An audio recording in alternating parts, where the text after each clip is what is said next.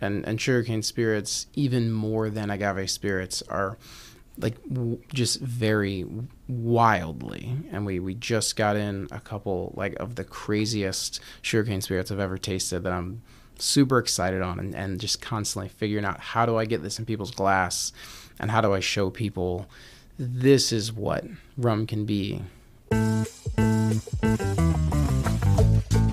Hey everybody, welcome to the Decoding Cocktails podcast.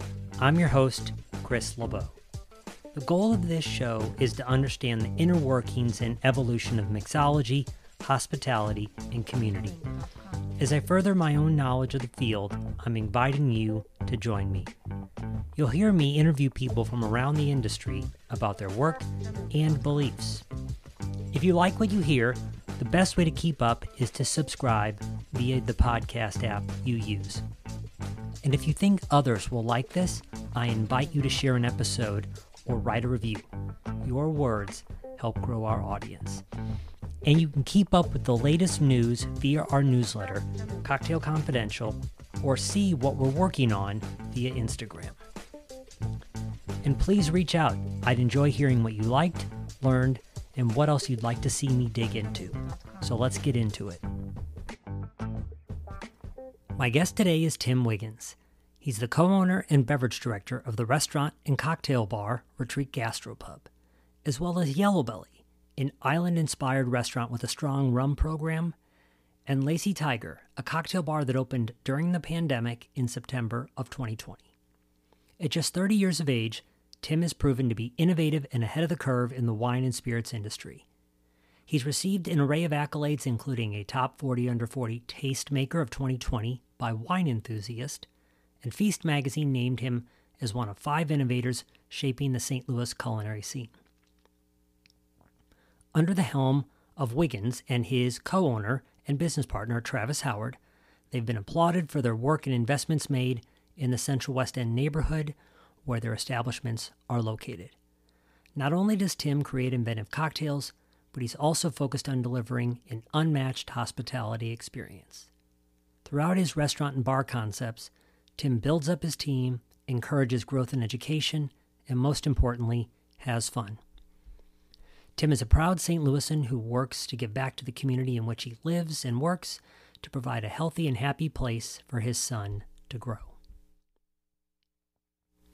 So as you'll hear in this interview, I've known Tim for many years and consider him to be the person who's had the most impact on my cocktail trajectory. And he is a very generous person who's often been very open to the endless litany of questions that I've had.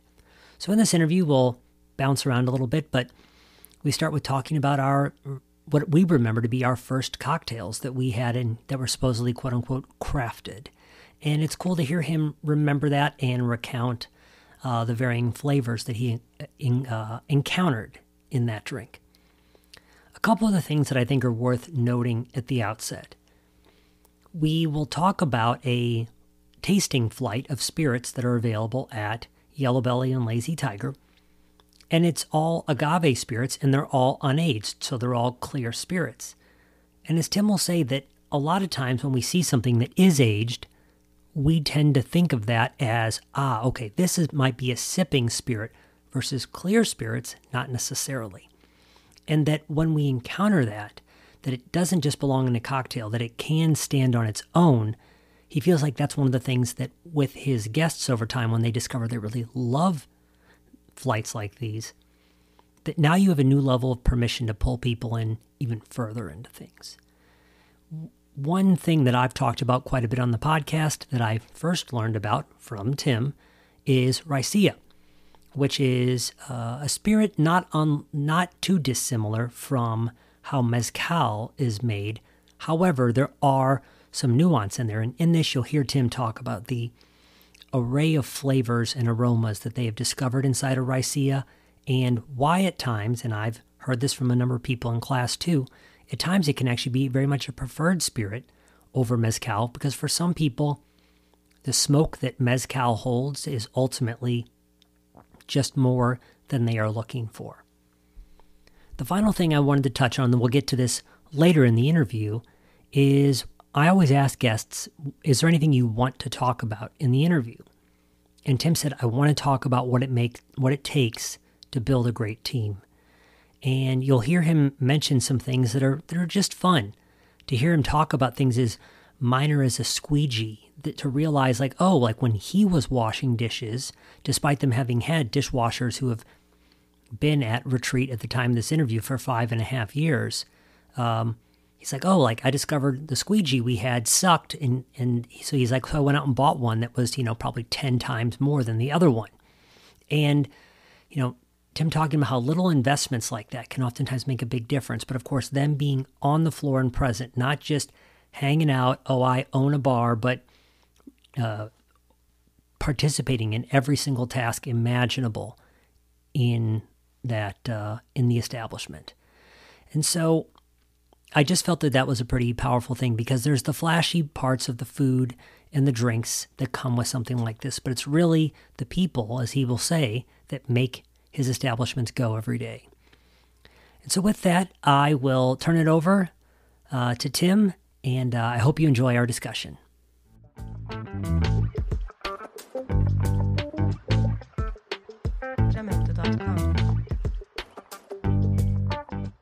This is the Decoding Cocktails podcast, and my guest today is Tim Wiggins, owner, proprietor of Yellowbelly and Lazy Tiger. And Tim, thank you for coming in today. Of course. Yeah, I'm excited to be here. I just needed to start, when I think about my own cocktail arc, started probably back 2009 or 10, and for years it didn't really move, and then I started investing in it. But I think about you introducing me to the Death & Co. books, which really accelerated my learning. Sure. I think about rum now being my go-to spirit. I think about at Retreat, your other spot, having my first taste, courtesy of you, of agricole, and being like, what is going on here? Yeah. And so if anything, I just wanted to first say thanks for being like a coach and guide along the way, because it's been very helpful. Oh, of course. No, I mean, that's what gets me most excited is showing people things they haven't had yet and then seeing the excitement met, at an equal level is like, it's encouraging for me. Definitely.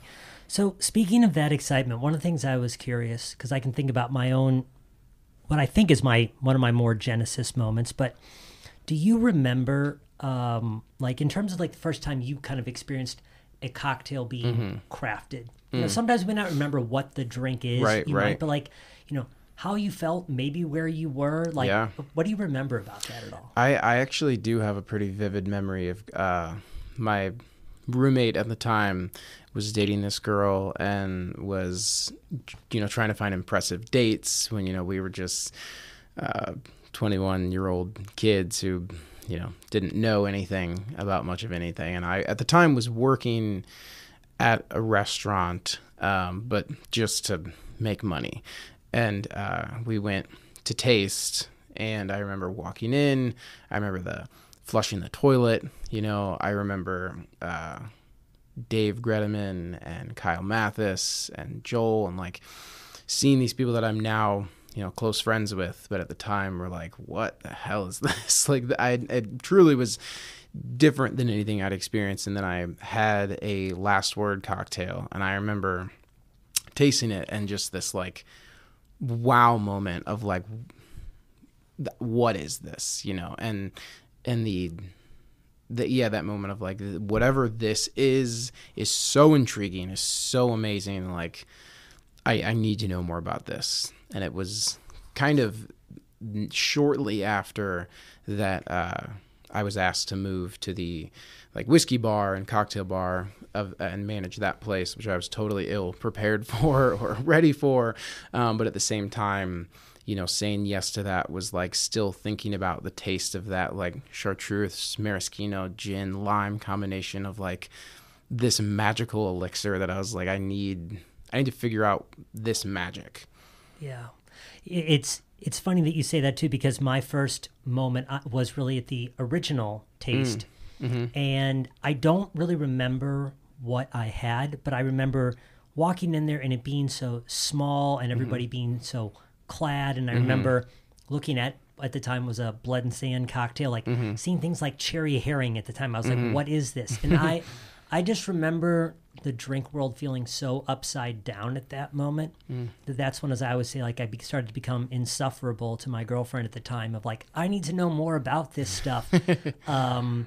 Because it was just presented so on its head compared to what, so understated as opposed to like flamboyant, or frankly, just to some of the bars I was going to at that age, just like party and nothing else. So it was interesting in that regard to me. Would you mind talking for a minute about the agave family and how, perhaps in certain corners of the country, it's been more exposed for a while, but we're really beginning to see this explosion of the family of the agave plant, like Raicilla versus Mezcal versus tequila. Do you mind talking about this for a moment? Yeah. So I mean, at Lazy Tiger, our a little more experimental cocktail bar, Raicilla and agave spirits and sugarcane spirits have been kind of the most exciting thing to us. And so we have Raicilla in, I think, 6 of the cocktails of the 16 cocktails right now. And really the way, I have kind of heard and read that I find it most clearly explained is that, with tequila, it being one type of agave plant, the Blue Weber, and it's steamed like you're gently cooking a vegetable, and that the idea is to preserve freshness and a clean flavor. And so if you think of steaming broccoli, to get this like moist, plump, like clean flavor, and then Raicilla would be throwing that in a open flame pizza oven that's getting charred, but it's still retaining a lot of like juicy freshness, and that the smoke is escaping. And then if you were to throw it in a barbecue pit, that would be more like mezcal, if you're gonna get like the charred, smoky, really intensely earthy flavors. And so if you like mezcal, you're gonna like Raicilla. It's just less smoky. It's a little more acidic because it's using agave plants that have less sugar, and so when they're cooked, they're not getting as carbonized, and you get lots of like limey, minerally, like sharp lemongrass tones. And then if you like tequila, but you're not keen on the smoky, like charred aspect of mezcal, Raicilla is a great option because it has earthiness, but it's not really smoky. Like I said, it's more like that pizza slice that has a little bit of char on the bottom that you get, that earthiness, but mostly it tastes fresh. So for people that are kind of that I feel like mezcal is something that you're certainly you're seeing more proliferate across the general. Increasingly across the general drinking experience. But yeah, for some people, it can begin to hit some of those like those Scotch level notes, and can be like, "Ooh, mate, is this too much for me?" And obviously, there's going to be variation, right? But you're saying that Raicilla is kind of a stair step. It is between tequila and that. Totally, and I see it as the stair step. It's also has a lot more variance. It is legal. It is recently having regulation, but I was telling someone the other day that I was like, this Raicilla is so exciting because in Mexico, it was kind of this moonshine. It wasn't the sought after sexy spirit that we're in America and we're getting these bottles of $120 Raicilla and we're geeking out about it. And I just see these these folks in Mexico just laughing no, oh, okay, you think this is super exciting, but 10 years ago, no one wanted this. And it's because they use it can be distilled in a tree trunk. It can be, made in these really, really raw, simple, super kind of primitive methods. It's so exciting that what you're getting across each Raicilla is so different, and that you're really tasting a family's recipe. That it's even with regulation that's been recently coming, it's a lot of them are still made how their family makes it, and that's just you're getting this really unique like actually small batch, 300 bottle small batch, that, La Venenosa is the brand that really said, hey, let's make Ricea accessible to people. Let's sell it at a cocktail price point. Let's start getting it out there so that people see it as a cocktail spirit and an actual spirit, not just this really esoteric, impossible to find, moonshine from Mexico. Mm-hmm. And so when they started bringing it in, and this little company based out of Kansas City distributes it to us, it really changed how we were doing cocktails at both Yellowbelly and Lazy Tiger, because it's this ingredient that has more acid than tequila and less smoke than mezcal, and so you can kind of, it's so versatile. And then because a lot of it is single distilled, as soon as you add other ingredients to it, it like explodes with different flavors you never tasted, without anything added to it. And so that I like one of them, like the Sierra Occidental, like the more like Western, like you add anything to it, and like it's very like watermelon Jolly Rancher, and so you just get these wild flavors that I hadn't tasted from a spirit before. I don't know if there's going to be a general set of rules for this, but when I'm talking with people, a lot of times it'll be, I don't like bourbon, or mm-hmm. I don't like, and I'm sure you've heard this infinite more times than me, but one of the things I wonder, and so I'm curious about this from like, we can talk about Ricea and then tell me why the rules don't apply, but it's, mm-hmm. there seems to be this lore right now, especially in the bourbon world and maybe growingly in the tequila mm-hmm. agave world, of, well, this is so great that you have to drink it straight. Mm-hmm. If you're feeling really risky, maybe you add a little bit of water to it. Mm-hmm. But, certainly as I've even come to understand, like taking most spirits and putting them in a highball with a lot of club soda, mm-hmm. You're going to be able to taste things when it's, you're going to be able to taste things when it is more diluted mm-hmm. than when it's neat. So for people when they're thinking about something as neat versus rocks mm-hmm. in a cocktail, how do you coach people through what to do with something? Because mm-hmm. I feel like people are afraid that something is so craft that they're going to ruin it. Mm-hmm. But I feel like there's also things you're never going to taste when it's that hot. Kind of like also when your coffee is right out of the urn, mm-hmm. it is so warm. There's things you can't taste, like when it's at room temperature. So is there a way you would guide people through like tasting something in general? Yeah, I mean, I think that we've seen it with a lot of, in particular, the high proof agave spirits and sugarcane spirits that, they're unaged. So a lot of times people they wouldn't even consider to sip on them or to make an old fashioned or like a really like spirit forward cocktail because they see a clear spirit and they think cocktail. Of course I'd shake this like I would tequila or gin or vodka. And so that's one of the things I think that is exciting about Ricea is we do an agave spirits flight. That's a really nice tequila, a nice Ricea, and mezcal. Just neat, an ounce of each. And I'm constantly shocked at how many people enjoy the neat Ricea, more than the mezcal, because that like a lot of mezcals can come across medicinal and like really, really intense and have a big nose on them. And a lot of times you just don't see people, especially in the States, just sipping mezcal. But because Ricea is a little bit more delicate and a little bit more floral and has like some sweet and sour notes, it can be more easily drank by itself. And so to me, it's a lot about proof, how many times it was distilled, and then saying, if it is a clear spirit, maybe you wouldn't think to just like add drops of water or a little bit of club soda. But I do find that like when we get in new spirits, like we taste it neat, we taste it with water, and then we taste it in like a highball situation with no sweet and sour added, just to see like, and that's how we found out, we got this Ricea and we taste it, and I was like, it's kind of boring, in comparison to the other ones we'd had, and we added water to it and taste it, and we're like, no, this is wild.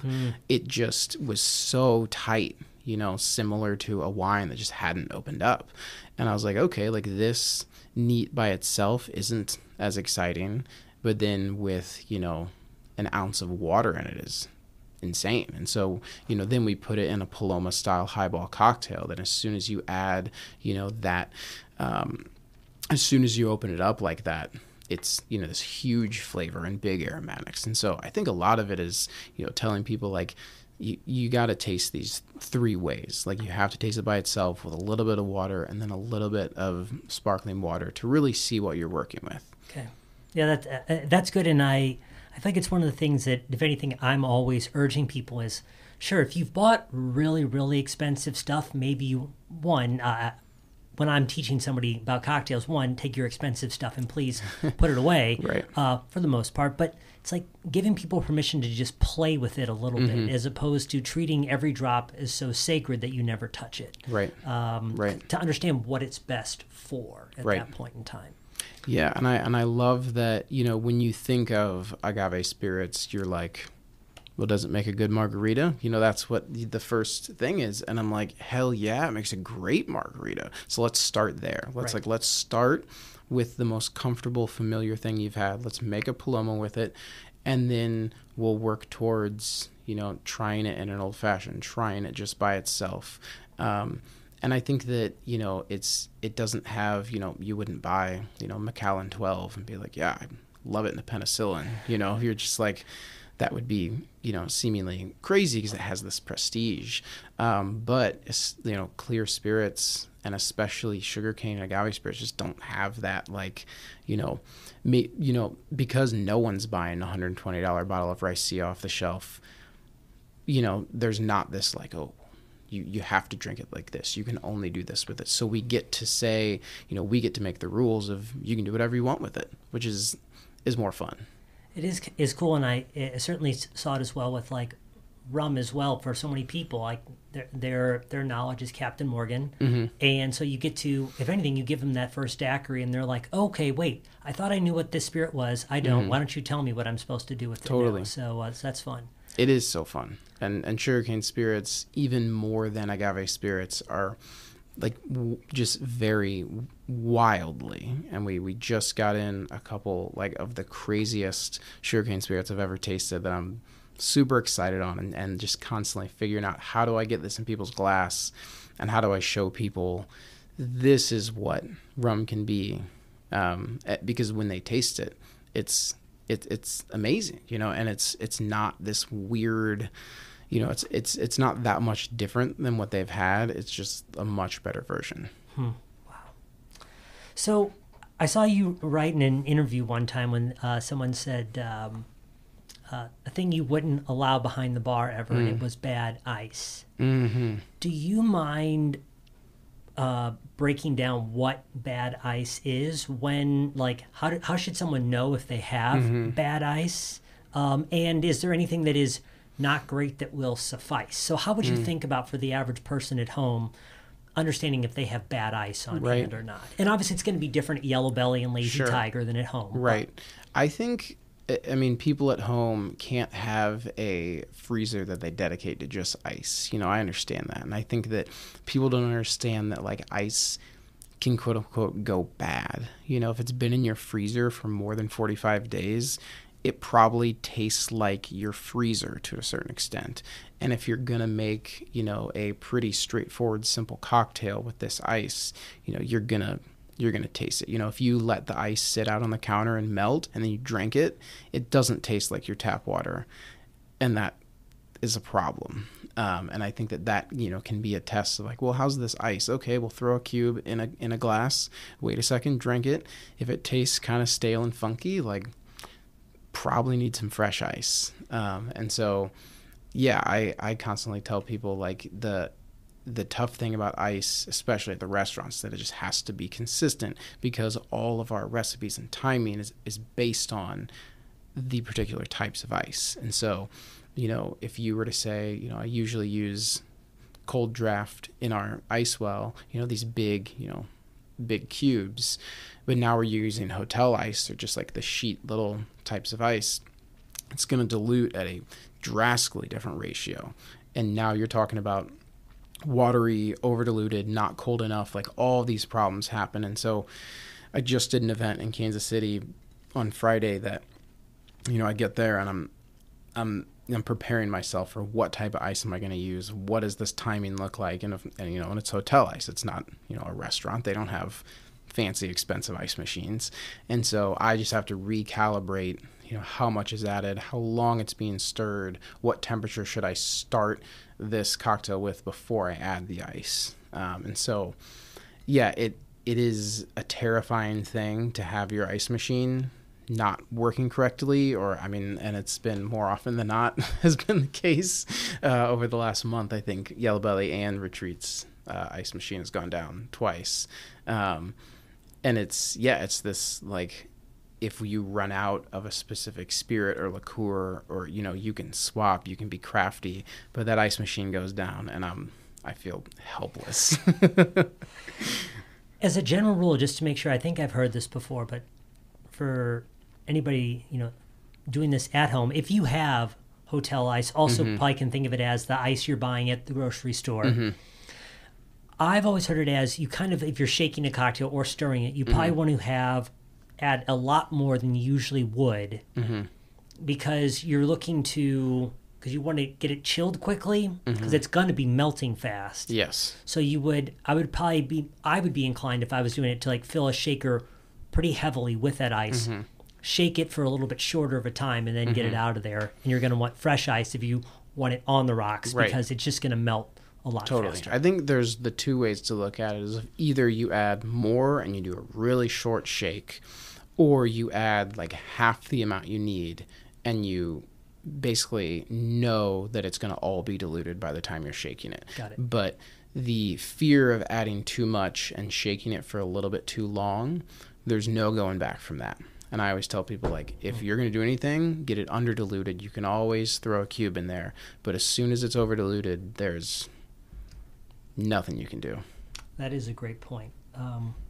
So a couple more things from like a guest standpoint, and then I have a couple other little ones for you.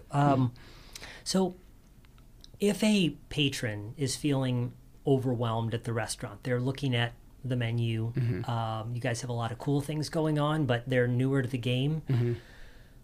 I feel like there is an intimidation factor of either looking like an idiot or offending someone. You guys have spent a lot of time working on these recipes. And I'm sure there's not rocket scientists, but like, how should people approach a bartender respectfully, confidently, to ask a question? Right. I think that it first starts with the bartender being available and making it known that,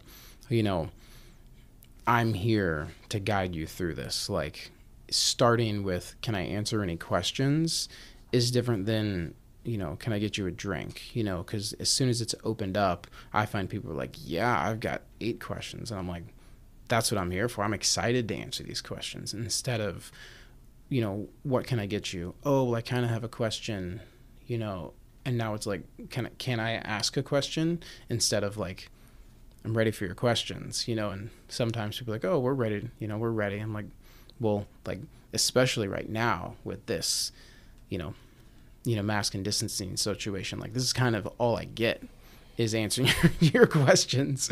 And so I think that it starts there, but it also is, so helpful to say, like, hey, I'm still looking through the menu. I really just drank, vodka cranberry.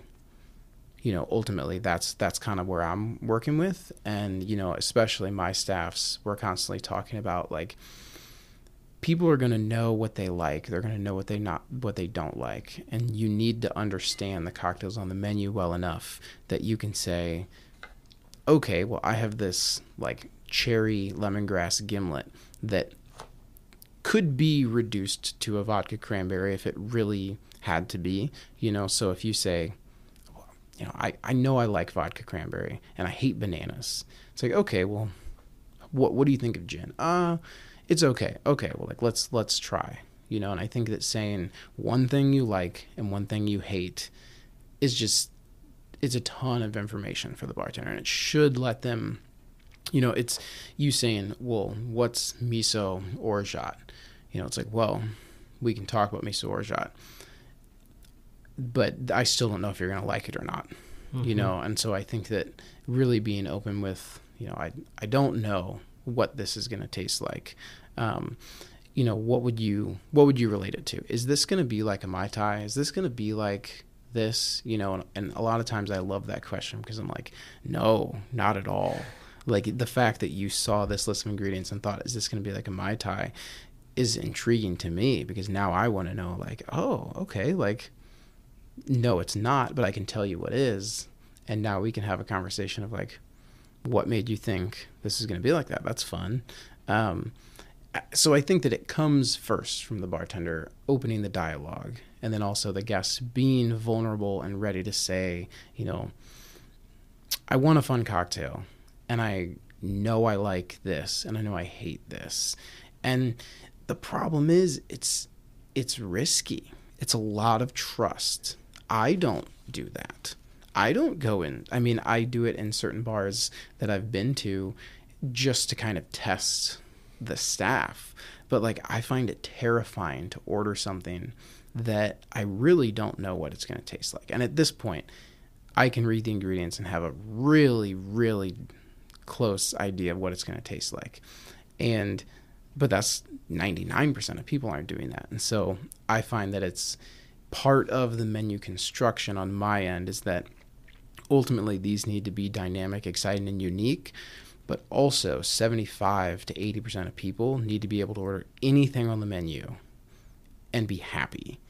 Because as soon as I order something and I don't really like it, I'm just going to get a glass of wine or a beer or maybe a Manhattan. It's like you just remove that trust. And so I sympathize with the guest in that way of putting yourself out there to say, I want to try this, or can you answer a question about this, even though I don't really know about it? Because it's risky. It's $12. It's a lot of money to get something that you don't enjoy, not just something that's okay. You should be happy that you're drinking it. And so, yeah, I put most of the weight on the bar staff, because if you're not comfortable asking those questions, it's probably because you think, oh, I will be judged, or I will be, looked down upon for not knowing these things, when, yeah, if as the bartender you're not excited to answer those questions, then do something else. So I am curious about menu construction a little bit, and preface. So like I think about at times, like on certain sections of like the Lazy Tiger menu. I know one of the things I reference often during class is, people at times, egg white in particular, also whole egg. People are like, what? You're going to put what in my drink? Right. But I love that when you have kind of these flip style cocktails on your menu. I remember one time it's like, if you eat raw cookie dough, because like giving people that analogy, they're like, oh, well, I guess I did that a lot. Yeah, right. I guess I do eat raw eggs a lot. Right. I've heard artists sometimes talk about, if I give too much away in an abstract, then am I leaving any room for people to interpret and make this painting what they should see in it? So I guess I'm curious, like sometimes I feel like on portions of your menu, you're giving like, what's a clarified cocktail, or what's an egg cocktail look like? Do you have any thoughts around the idea of like, this drink it's a little bit smoky, it's a little bit this, it's a little bit this. Like, when are we giving away too much, or our interpretation? Do you feel like that could ever help, or does it take away from the menu? I think that it can do both. I think that the setting really, really matters. I've seen bars that are really high volume utilize something where they don't even list ingredients, that they list what, tasting notes, similar to a lot of wine menus. You'll just see 3 words. And I think it can help if you really are trying to like really simplify it and just say, hey, look, if you like cherry pie and wildflowers, that's what this cocktail tastes like. I think it can be cool, but I think that in like at my concepts, I want a little bit more of a dialogue, and it's very intentional when we put things, instead of listing an exact ingredient at times, because it's like, instead of putting raspberry infused Bianco bitter, which to a lot of people is just like, what the hell is that? Putting like bitter raspberry or just raspberry, because there are certain times that it just doesn't matter that you really understand this, and there are other times that we do want a dialogue on it. Genepe, putting heirloom Genepe, like, seems to be something people want to know about it. People are super intrigued by it, and it's fun to talk about, and it's something that most everyone thinks is delicious. And so, like, let's talk about that, but let's not talk about these 3 vermouths that we blended and then put dehydrated raspberries in, because you don't care. And I think that, it's us picking and choosing, what do we want to talk about, what do we want to highlight, what is just nerdy, heady things that we think, this blend of 3 vermouths instead of just 1 makes that much of a difference. So yeah, I think that it is, like, at least in my opinion, on our menus, is like very intentional what we want to highlight and what we think is like intriguing but not confusing. Mm-hmm. And I think that that's a lot of part of it, is like, each drink should have a component that you find intriguing but not so confusing that you just skip to the next one. Yeah. Which I think is kind of a fine line.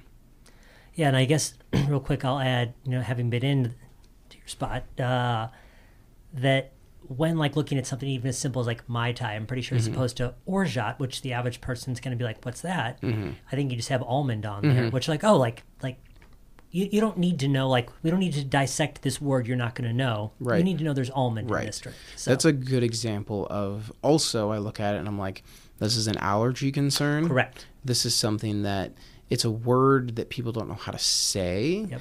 And it's also something that, like, you read rum, Curacao, and you're already like, Curacao, okay, like, I'm pretty sure that's orange. And then there's orgeat next to it, and you're like, okay, next cocktail. Yep. It's like back-to-back things that are a little bit strange and hard to say. Yep. in Yellowbelly setting is just unnecessary. Yep. And so if it is a cocktail that has one of these things, you're like, okay, then let's work with that. And even listing, like, there are probably, almost every drink probably has a component in it that isn't listed. Sure.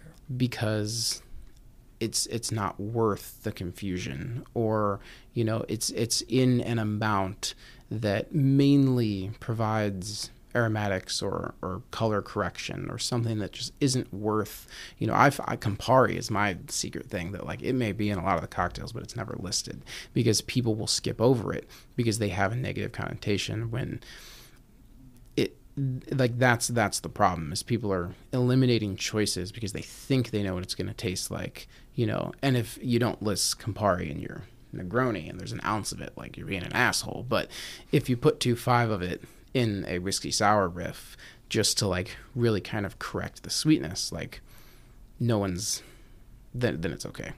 That's cool. So, one of the things I've been interested in always is certainly a bar as more like public house, public space. Mm-hmm. And so obviously you have a front row seat to that in a way, and we've seen that really turned upside down. And so, one, I'd be interested in terms of your view on crafting a space people want to come to, but I know part of that also starts with hiring the right people. Mm-hmm. So how do you think about that in terms of, if I may, obviously this is an industry that's very famous for great hospitality, but also famous for wild turnover, right, and also at times infamous for misbehaving. Right. So how do you think about, like, turning that on its head and trying to build it? Because I know that's important to you. Yeah.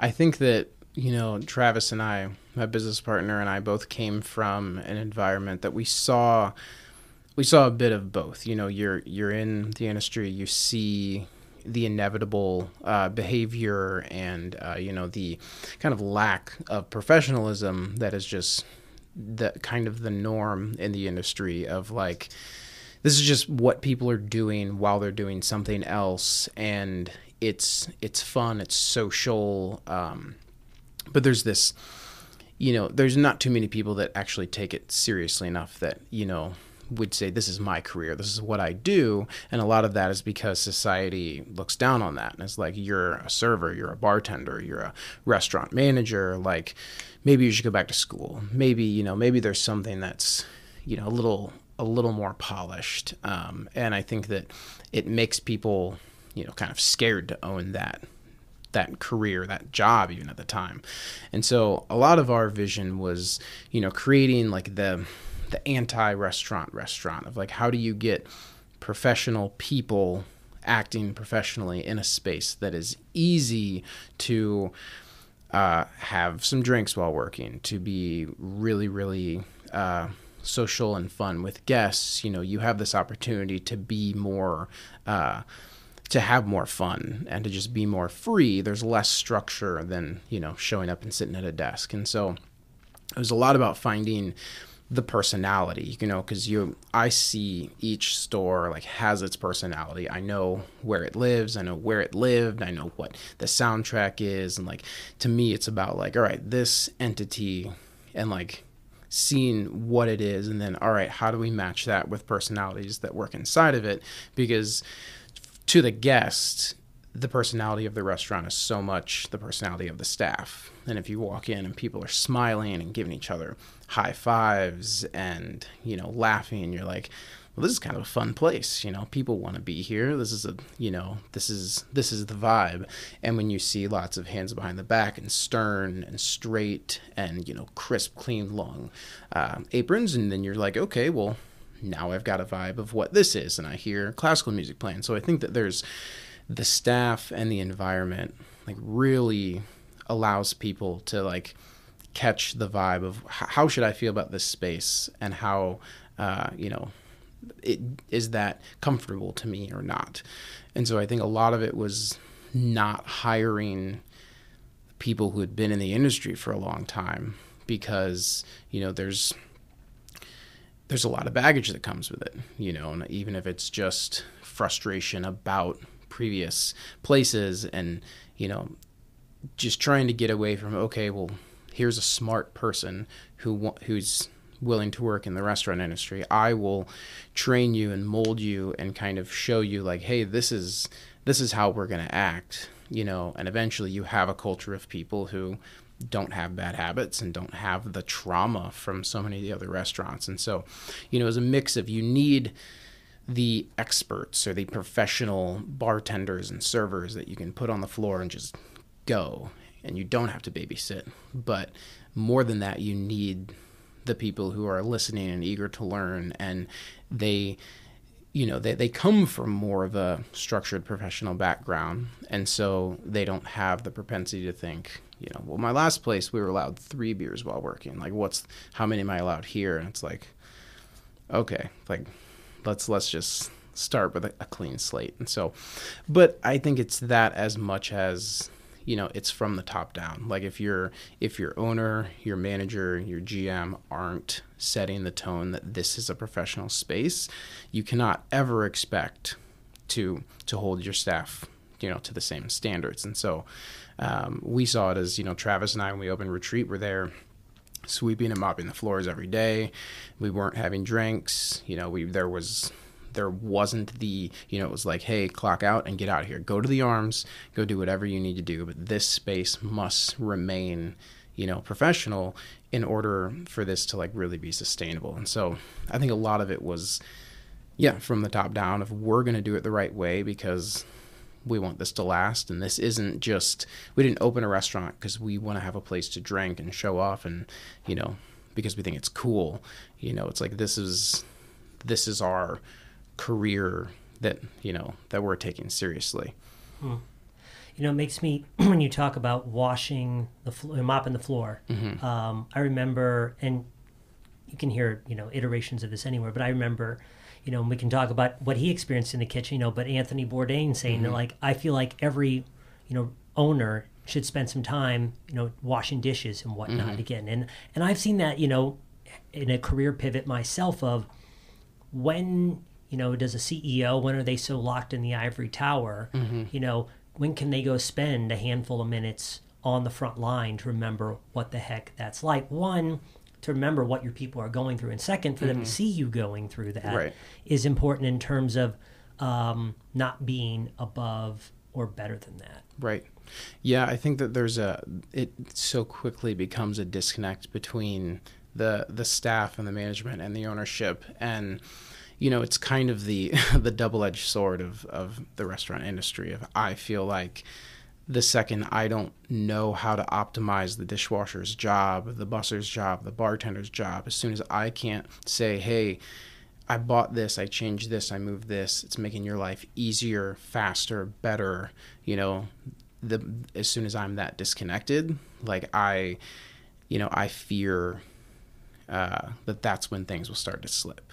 And when the staff knows, like, hey, here's this person who, ultimately is in charge, has buying power. This is the top person, in the room, and they want my job to be easier. They care that I have a good shift, and can spend, $50 on the nice squeegee for my station is like, okay, I want to work here. I like this place, and I think that when you talk about employee retention and, ensuring people have, feel valued, a lot of times it's the littlest things of like, hey, I washed dishes for 30 minutes last night and this squeegee sucks, so I bought a new one. And they're like, yeah, it does suck. I'm like, well, tell me next time, like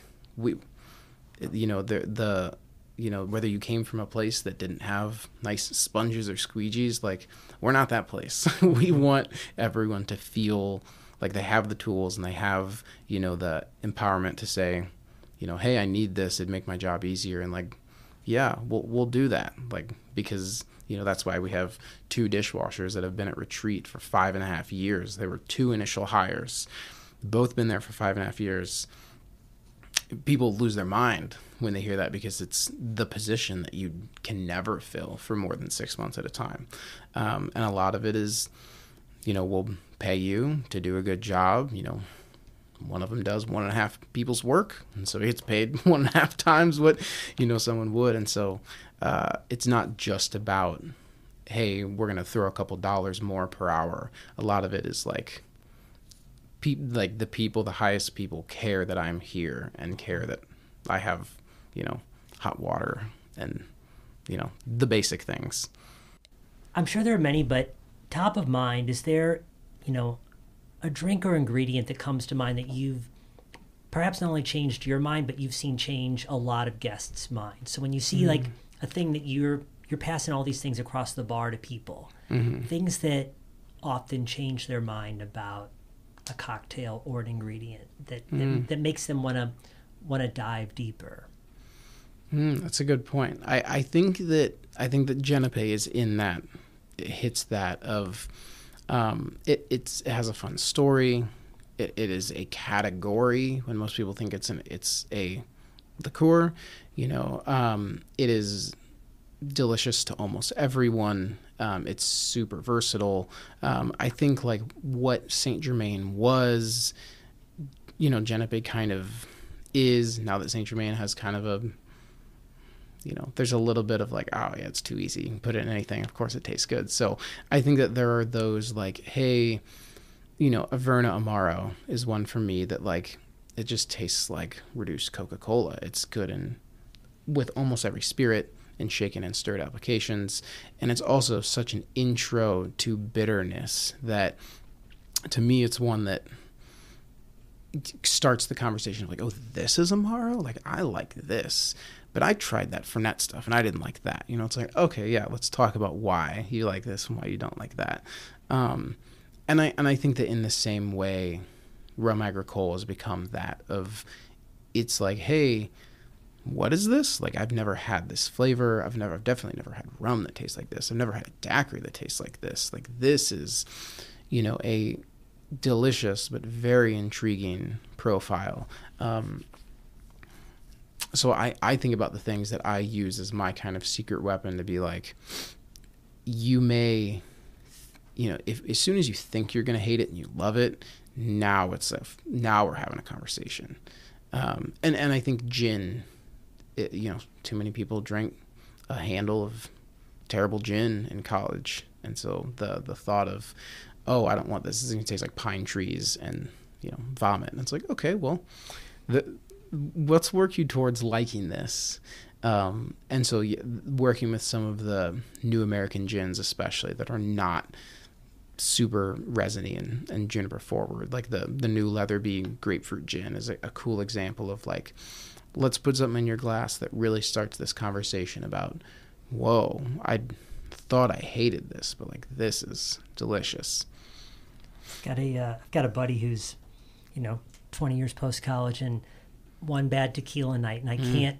I've tried so hard to get him back on the train, and like, and I do appreciate, like, I mean, there are those horror memories that I have too, but it's just also to recognize that as I've come to learn that, like, what so many of us were subjecting ourselves to so often was just garbage. Oh, and yeah. At the time, that until people like to then, if they don't have too much of a trigger, like give them Gilby's gin next to Leatherby, and be like, oh damn, Captain Morgan next to Foursquare, and be like, oh, maybe these aren't the same thing. Right. So, and it's people. I find I first saw it with coffee, of people saying, this, my friend at the time said, if you can taste Quick Trip coffee and coffee at Sump and tell me which is which, like, I'll be shocked. I don't believe you can. And me being like, you're crazy. You have decided that all coffee tastes like this. Right. And people want that absolute, like, tequila is bad, it tastes like this, gin tastes like this. And so it's fun to say, hey, like, this is what you've held on to, and like, let's break that up a bit and show you something that you end up really, really enjoying. Sure. If people are having, so they're having gathering with close friends these days, still at home, their friends are coming over, they don't want to be too much in the weeds making stuff. Anything that you think they should batch or just be prepared to punch out that's simple but fun that they could look up? Yeah. I think especially if you're wanting something like light and effervescent, I think that it's why like spritz style cocktails just kind of exploded, because anyone can make them. They're 2-3 ingredients. You don't really need citrus, which is a huge advantage.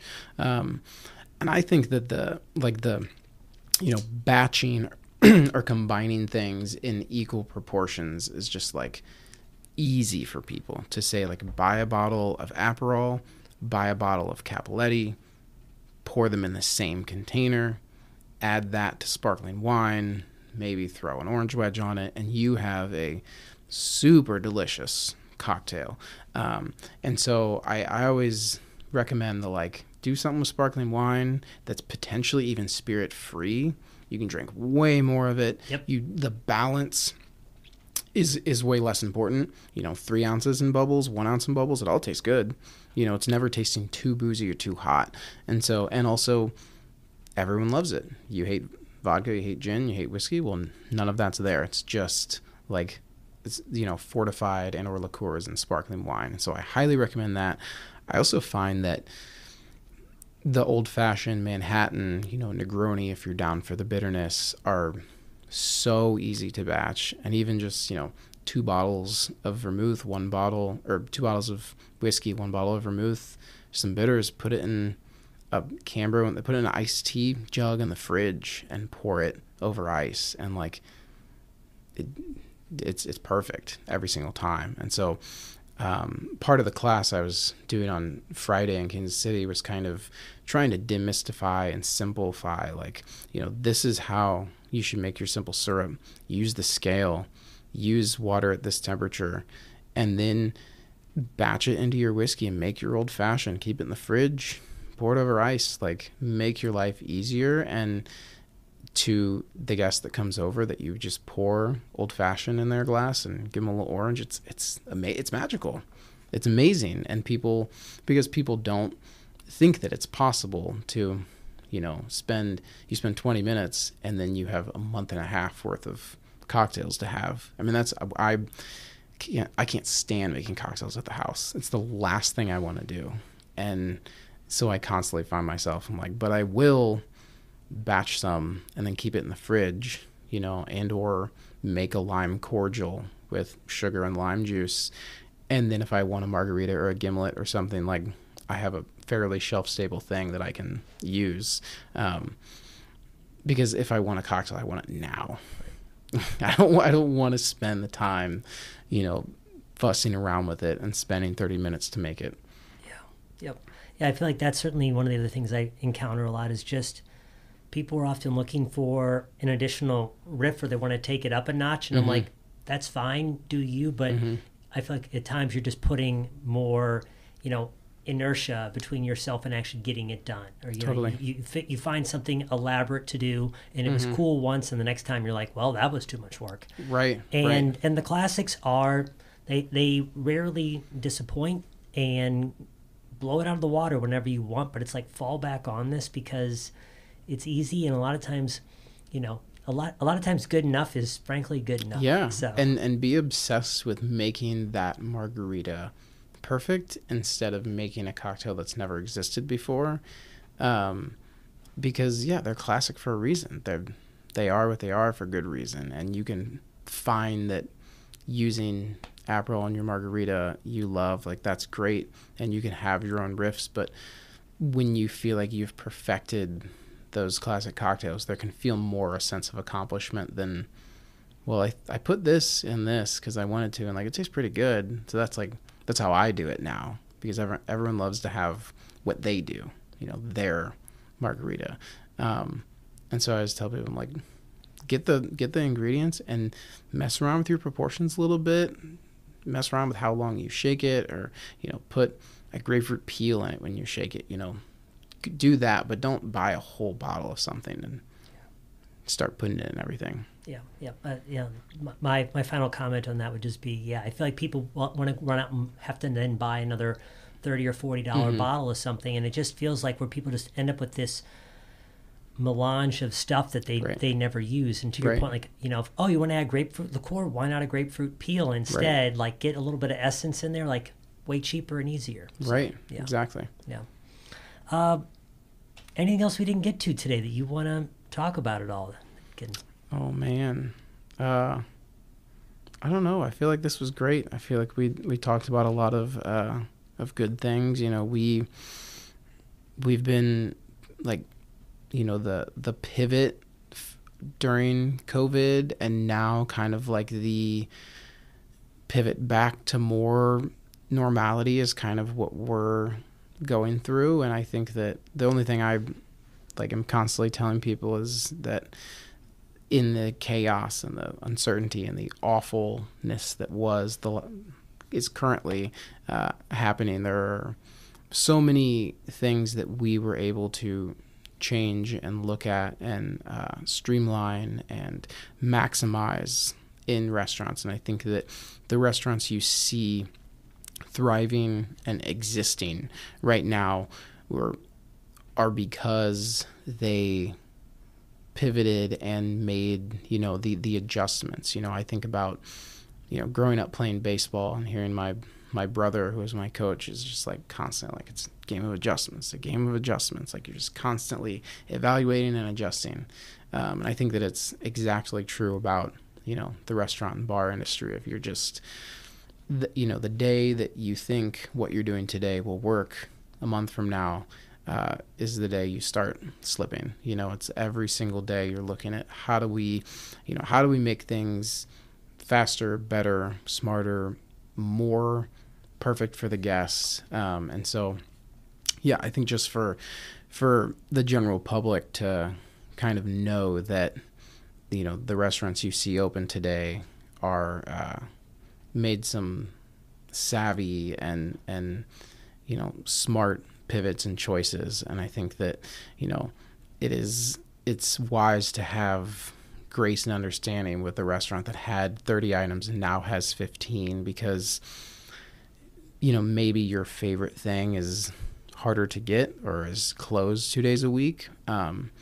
But like, that's allowing them to actually be profitable. wanted to go to Union Loafers on Sunday more than anything, and saw they were closed, and I was like, God, good for you, and like that should be the response of like, you're not open on Sunday, like your whole staff gets Sunday off, and or like just less stress, like good for you. Like I want that chicken salad sandwich bad, but you deserve to have the day off if that's what works for the business. And I think that more than ever that I hope people understand that like these the industry got shaken up so hard that I hope we see more places close 1-2 days a week. I really do, because the folks that are still in the industry, busting their ass, like all spoke up, and the people in charge were like, well, okay, well, what needs to change so that, we're able to operate with a staff that wants to be here and with fewer people. And so it excites me to see those changes. And I'm sure for a while we will see them. That's cool. I recently, knowing that we all are going through our own personal hell, but few industries, yours being up there, got racked as bad as anybody. And I was at a restaurant here in town, and went in on Friday night, closer to the kitchen closing, and they told us, they sat us at the bar, and bartender comes up, asks what we'd like to drink. Hey, we heard the kitchen's closing. We actually want to put in our food order first, and we got our heads chopped off by the bartender. Whoa. And the rest of the evening was not great after that kind of start. We didn't recover well. But, I think, too, in terms of just patience and grace, like, you can do the self-righteous thing and, go on Yelp and, feel good about yourself. But, like, I emailed the GM and I said, hey, like, I know that, not knowing the GM, I just punched up there. I said, hey, like, first of all, I know you guys have been through hell, as an industry. Right.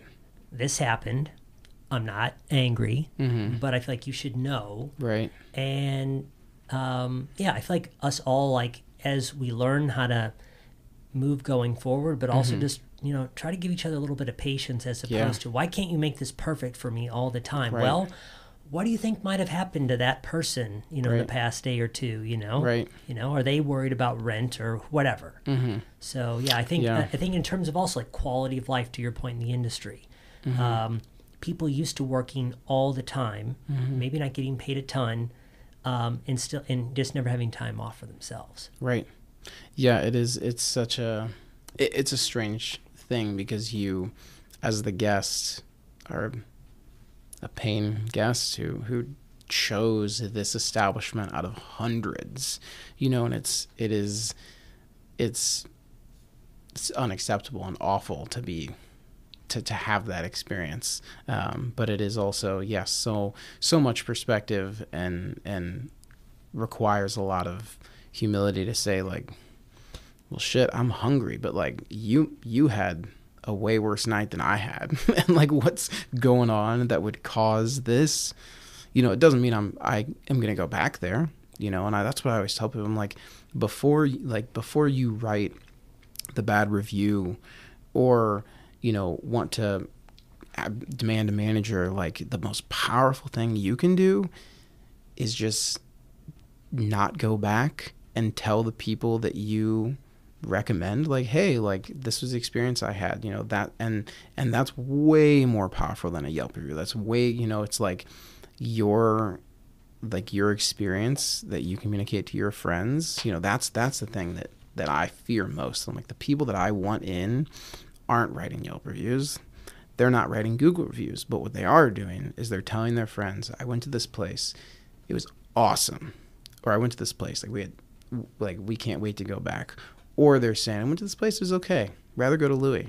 Rather go, it's like, that's what, people are listening to these days, way more than thumbing through, especially in your city. You're like, oh, I live in St. Louis, I'm going to thumb through Yelp to see where I want to go. It's like, no, I'm going, Chris told me this place was cool. I can't wait to go there. But yeah, it's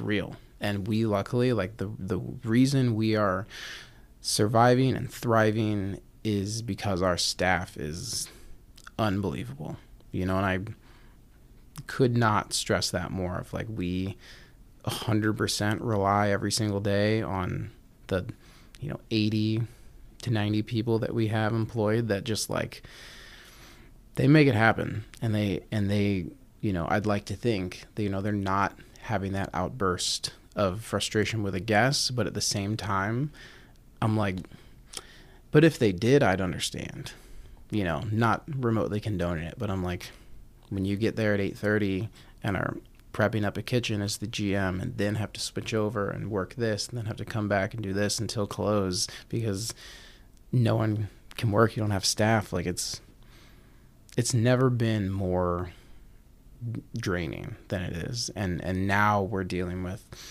hey, I have sniffles. Okay, well, don't come to work for X amount of time. Go get a COVID test, even though you're vaccinated. That's my hell right now of, hey, we're staffed, but we have 3 people who probably just have a common cold, but we can't risk them being in the building. And that's not going to change for a minute. Like, that's going to be, that's difficult, but. Yeah.